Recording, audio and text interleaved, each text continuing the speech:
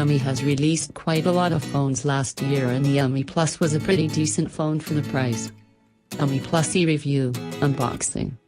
The phone ships with all the usual items that come with any device. It's worth mentioning that you get a fast charger out of the box. When it comes to the design, we are looking at the all-metal phone, except for the top and bottom parts for antennas. The build quality has actually improved over the regular Xiaomi Plus. Now I don't have any complaints as the buttons do not rattle. Well, the only thing that some users may not like is the sharp edges on the backplate. Also, the backplate attracts fingerprints and smudges very easily, which is unusual to metal surfaces. We have a 5.5 inches 1080p display, which is pretty sharp, vibrant, and it is a nice pen overall. A nice touch is a customizable LED notification light, which sits next to the 5MP camera, and navigation buttons. You can choose between the on-screen keys and the capacitive keys, and change the position of them. I love the fact that physical home button can be just tapped as it serves as a back key. Also, it has a fingerprint scanner. It is quite accurate, but sometimes the display may light up a bit slower if you unlock the phone straight from the standby mode. A customizable shortcut button is a pretty nice idea, but it would have been nice if it worked from the standby mode.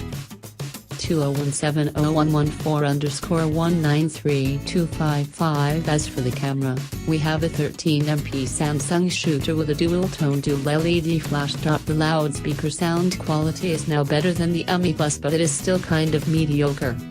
I would love to hear some more rich tones. The sound quality via the headset jack is pretty good for the price of the phone, and that is thanks to the built-in hi-fi audio chip. As far as the specs go, the Xiaomi Plus C is just a beast. It has an octa-core MediaTek Helio P20 chip with the clock speeds of 2.3 GHz, whopping 6 GB of RAM and 64 GB of expandable storage. The gaming performance is great. I played some games like Asphalt 8, Nova 3 on the highest graphics, and the Xiaomi Plus E handles them absolutely fine.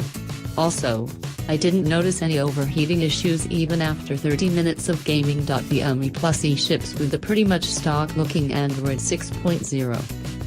There are not too many features to talk about except for those I have already mentioned: customizable navigation bar and LED notification light.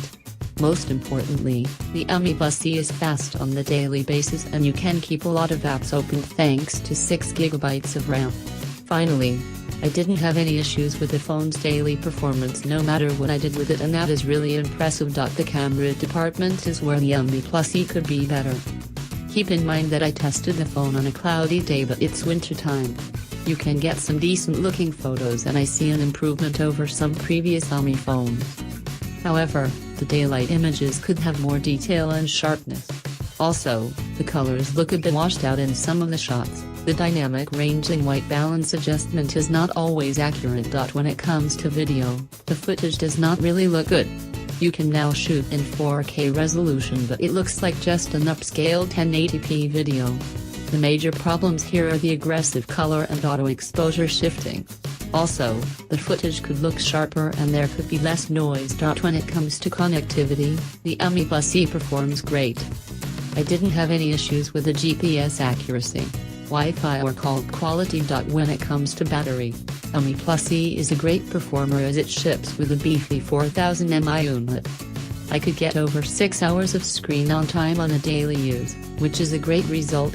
Also, the phone ships with a fast charger, and I was able to fully charge the phone in around 30 minutes. Xiaomi Plus C is another phone from China that aims to deliver a lot of value for about $230. It definitely succeeds in a lot of ways. The Xiaomi Plus C is a really powerful phone, and that translates to great day-to-day and gaming performance. Also, the device has a nice and sharp display, the user interface is simple and fast. The phone is nicely designed and uses premium materials in the construction. In addition, the battery life is great and you can charge it up fast. On the other hand, the camera still remains the weakest point of the Xiaomi smartphone. While it is not terrible, we have some strong competitors that produce better quality images and videos.